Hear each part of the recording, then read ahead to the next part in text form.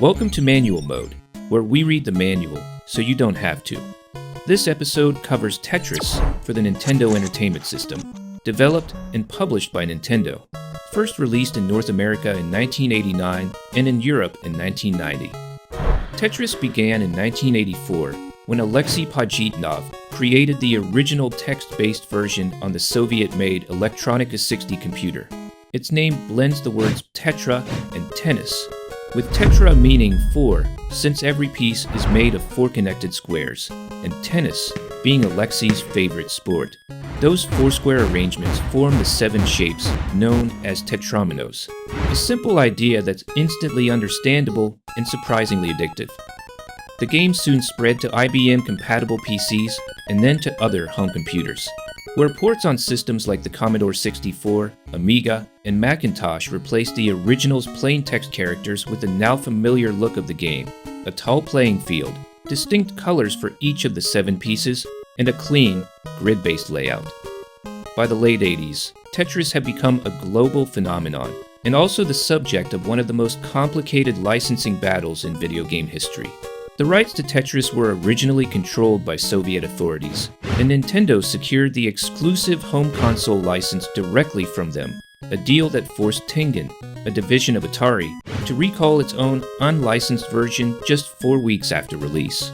The result was Nintendo's official 1989 NES release, a fast, minimalist, arcade-style interpretation that preserved the strict rules and unforgiving speed curve of those early computer versions. That same year, Nintendo also released the Game Boy version, which was bundled with the handheld in North America and ended up dwarfing the NES version in both sales and cultural reach. For many people, the Game Boy port, not the NES cartridge, was their first experience with Tetris. After the NES era, new hardware opened the door to new mechanics. The 90s brought battle modes, along with many other new special abilities. For example, the new Tetris on the Nintendo 64 introduced the series' first hold piece mechanic, letting players set aside their current piece and swap it back in later. By the early 2000s, Tetris's publisher established the Guideline, a standardized set of rules that every officially licensed Tetris game since has had to follow, defining how the game looks and plays at a fundamental level. Later entries including Tetris DS, Tetris Party, and Tetris Effect added multiplayer systems, combos, back-to-back bonuses, and elaborate visual flair. The NES version stands as a snapshot of Tetris before any of the modern conveniences existed, a pure, stripped-down rule set whose very limitations went on to shape the competitive scene decades later. That broad appeal has always come down to simplicity. Anyone can understand the rules in seconds, but mastering it takes a lifetime, and that low barrier to entry, combined with a high skill ceiling, let Tetris cross borders, generations, and platforms in a way few games ever have.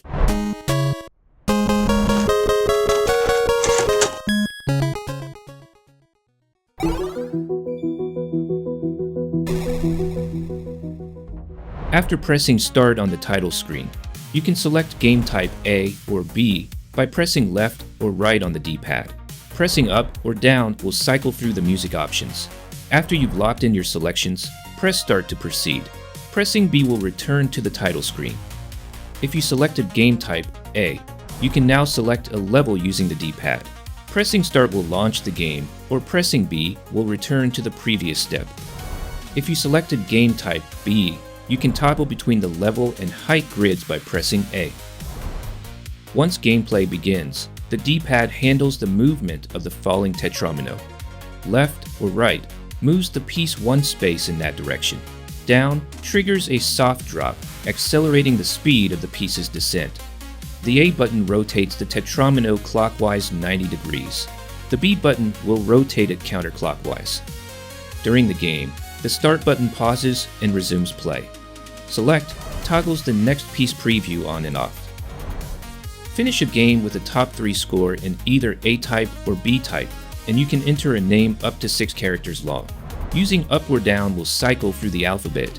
Pressing left and right or the A and B buttons will move between character slots, and then pressing Start will confirm and return to the level select screen. Top scores are stored only while the system stays powered on. Turning the NES off clears them. Simultaneously pressing A, B, Start, and Select during the game performs a soft reset back to the title screen, just like the physical reset button. Using this method will not affect your stored high scores.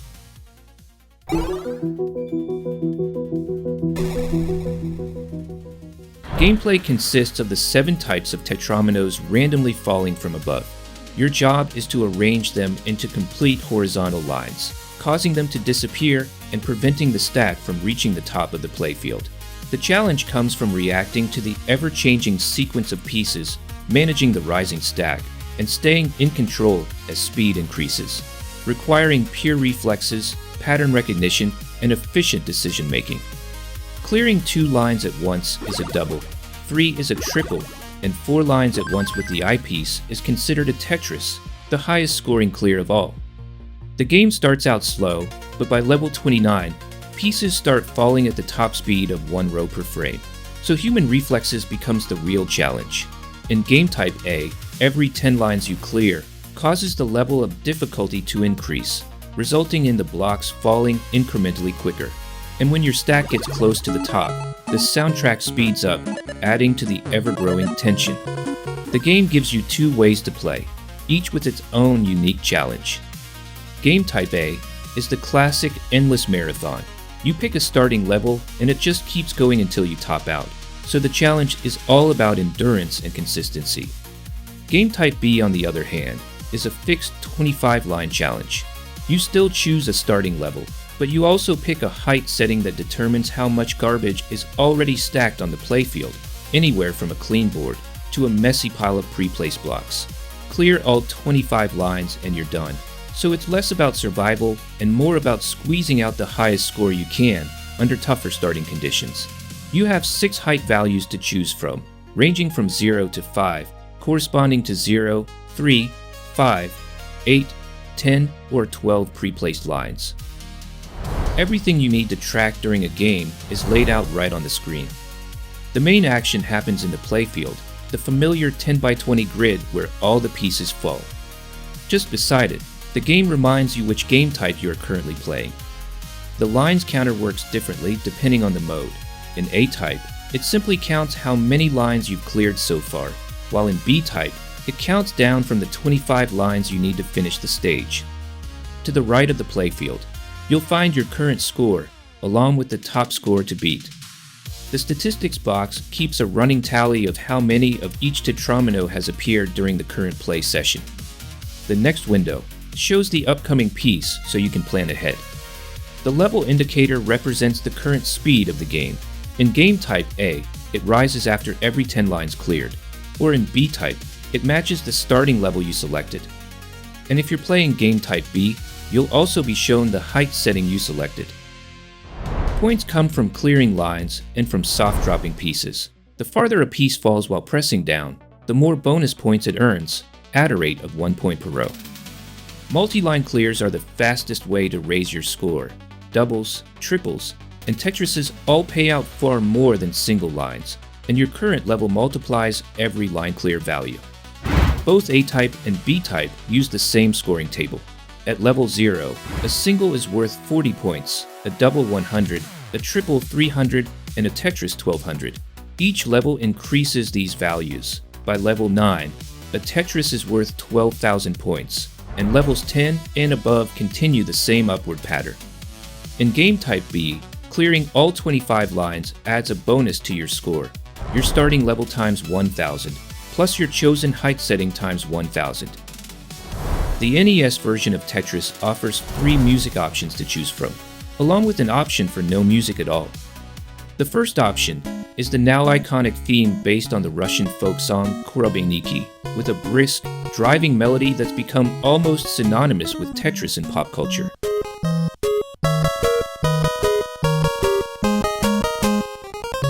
Music option 2 is more mysterious and percussive, built around a repetitive marching bass line with a tense, foreboding melody.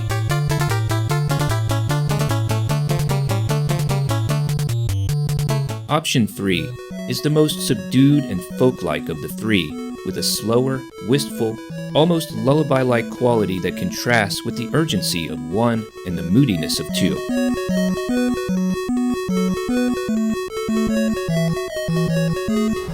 Modern Tetris games are packed with a whole toolbox of features that simply didn't exist when the NES version was made, and knowing what's missing goes a long way toward understanding why this version feels so strict and unforgiving compared to its descendants. These missing enhancements include mechanics such as hard drop, hold piece, wall kicks, and lock delay. Hard drop lets you instantly slam a piece to the bottom of the playfield, speeding up the game and giving players tighter control over fast decision making. The hold feature lets you store a piece for later and swap it in when you need it, turning Tetris from pure reaction into something you can plan several moves ahead. Wall kicks allow a piece to rotate even when it's pressed against a wall or another block, making rotations feel smoother and opening up creative placements that would otherwise be impossible. In the NES version, the piece will just not rotate if it doesn't have room to do so. Lock delay gives you a brief moment to adjust a piece after it touches the stack, letting you fix near misses, slide pieces into tight gaps, and recover from mistakes that would instantly end a run in the NES version. Twisting a T-piece into a tight space is known as a T-spin, and in modern Tetris, it earns bonus points. In NES Tetris, you can force a few simple T-spins, but they're much harder to pull off, thanks to the game's rigid rotation system, made even stricter by the lack of wall kicks and lock delay. And even if you manage one, the game doesn't treat spins as special moves, so you won't get any extra score for the effort.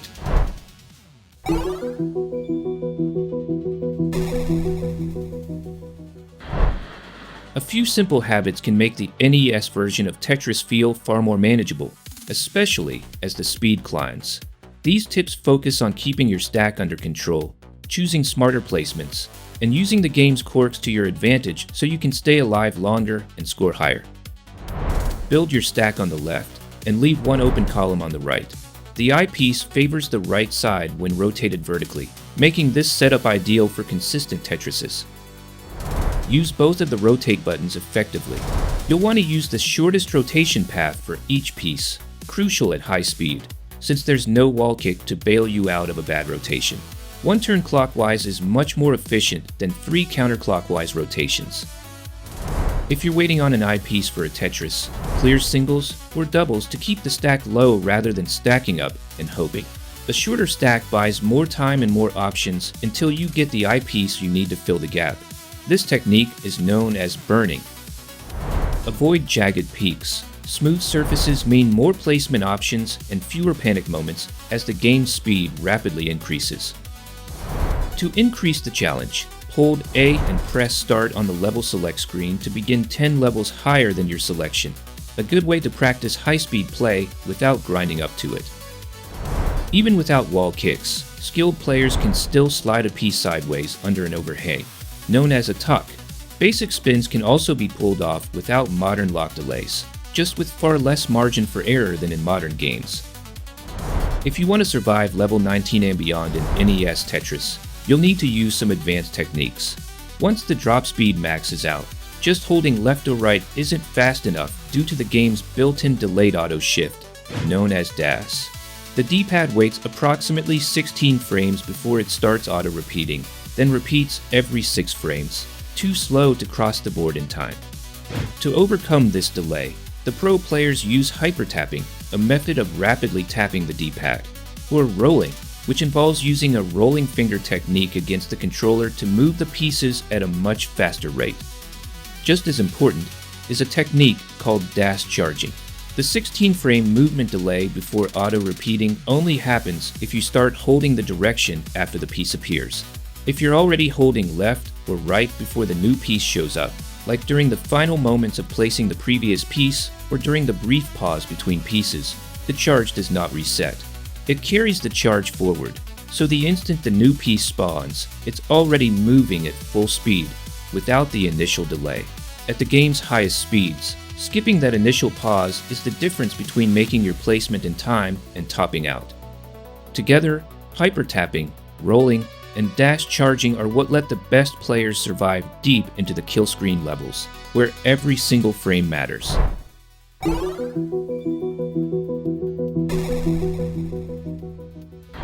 Tetris on the NES hides more than you'd expect behind its gameplay. Beneath its simple design are secrets the manual never mentions. Playful rewards, quirky bits of code, and odd behaviors you'd only notice after countless playthroughs. In Game Type A, if you score enough points, you'll be awarded with a victory rocket launch.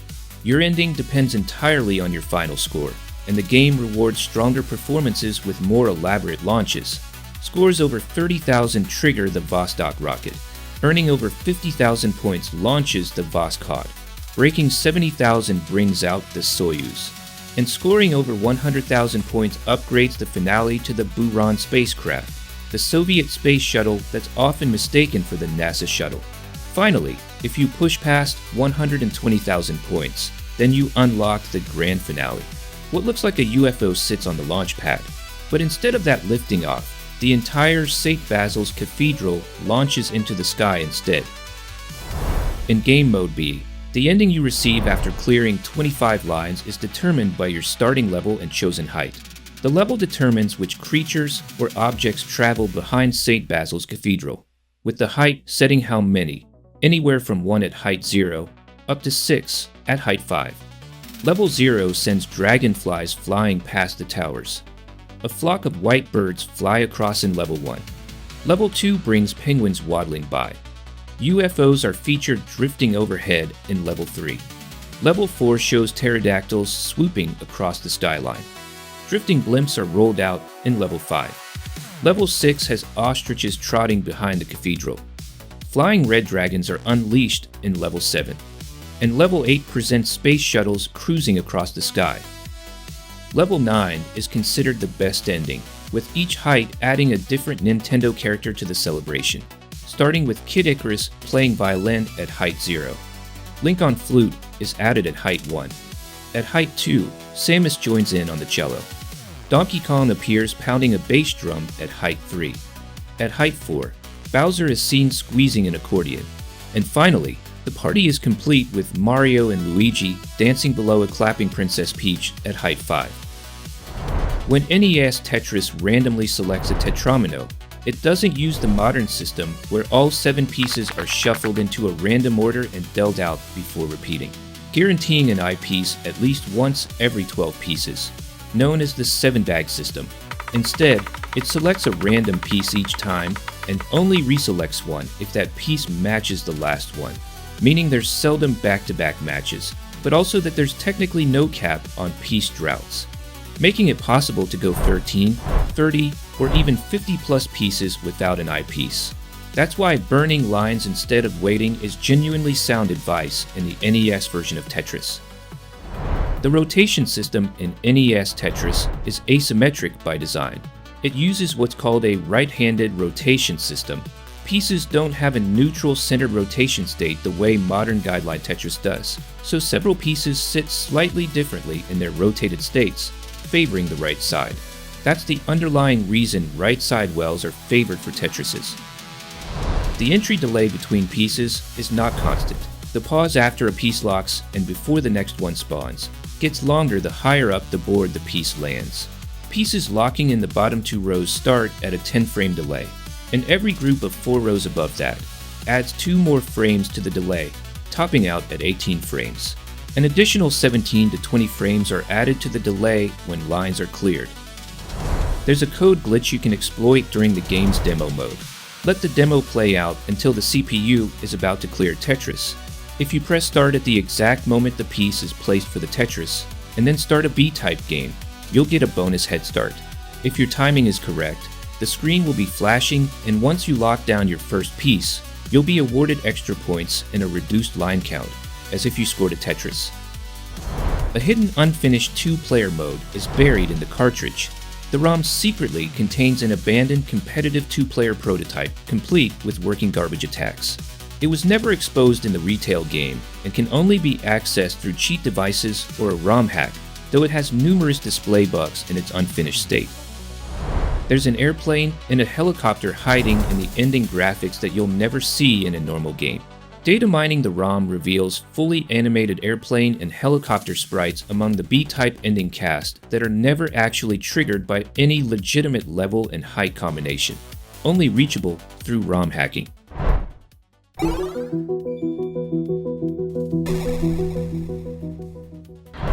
The legacy of NES Tetris is marked by curious facts, rare releases, and unexpected milestones, the kind of details that only show up once you start digging. Here are some of the standout bits of trivia that make up its history. NES Tetris became one of the console's most enduring hits, remaining popular well after its release and continuing to sell across multiple production runs. Its impact was immediate. In its first 6 months on shelves, it sold about 1.5 million copies, and it went on to sell roughly 8 million copies worldwide. Many critics at the time considered the short-lived Tengen version to be the better game, thanks in part to its two-player mode, which Nintendo's version lacked. But licensing issues resulted in 268,000 cartridges being recalled and destroyed after just 4 weeks at retail. A year before the NES version, Japanese players got their own version on the Nintendo Famicom, published by Bulletproof Software, who held the Japanese console rights. It played quite differently, implementing a 3 lives gameplay system, with down on the D-pad controlling rotation, and the A button performing a hard drop, lacking 2-directional rotation and a soft draw mechanic. The highest score the game's counter can display is 999,999, considered a max out.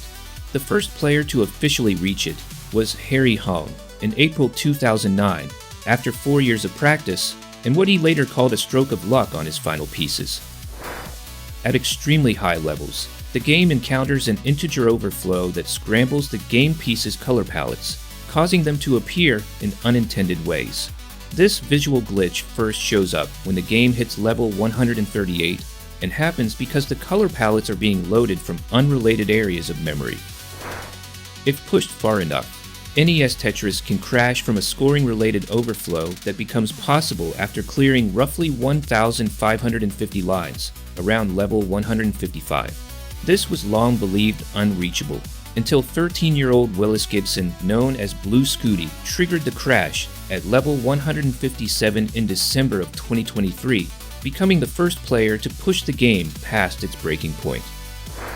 The CTWC, Classic Tetris World Championship, running since 2010, is built entirely around this version, played on real NES hardware and CRT screens. The late Jonas Neubauer dominated its early years, reaching the final in all 9 tournaments from 2010 to 2018, and winning 7 titles before his unfortunate passing in 2021. As competitive play got better, the CTWC had to adapt. Starting in 2023, the tournament introduced a modified super kill screen at level 39, where pieces hit the bottom in just a 1/6 of a second, specifically to keep elite games from running on indefinitely. At the 2026 CTWC Midwest Regionals, competitive NES Tetris player Meme made history as the first person to achieve a 2 million point score in a live tournament before the super kill screen. Using the rolling technique, she managed to outpace her opponents and build a massive point lead into the late levels, cementing her status as an elite competitor. NES Tetris is now being played by artificial intelligence models, most famously the open source bot StackRabbit, developed by Gregory Cannon. It combines move search algorithms with a trained sense of good board states to play at a level no human reflexes could match, reportedly achieving over 102 million points on level 237, before eventually crashing the game. Tetris was one of 3 games, alongside Super Mario Bros. And Rad Racer, built into the custom cartridge used at the 1990 Nintendo World Championships. Because Tetris scores were multiplied by 25 in the final tally, the winning strategy was to blitz through the other 2 and spend nearly all of the time limit stacking pieces. Only 116 of these cartridges were ever made, 90 gray ones given to the finalists, plus 26 rare gold ones that were given to Nintendo Power Contest winners. And they're now considered the holy grail of NES collecting, with individual copies fetching 6-figure prices. Thanks for hanging out for this deep dive into a classic. If you're into these retro manual breakdowns and want more episodes to hit your feed automatically, go ahead and tap subscribe. It helps the channel grow and makes sure you never miss the next adventure. We'd love to hear from you. Tell us which game you want to see next, or share your own memories of this one. Your comments shape what we cover, and the best suggestions always turn into future episodes. If you enjoyed this one, hit like so more retro fans can find it, and we'll see you in the next manual mode.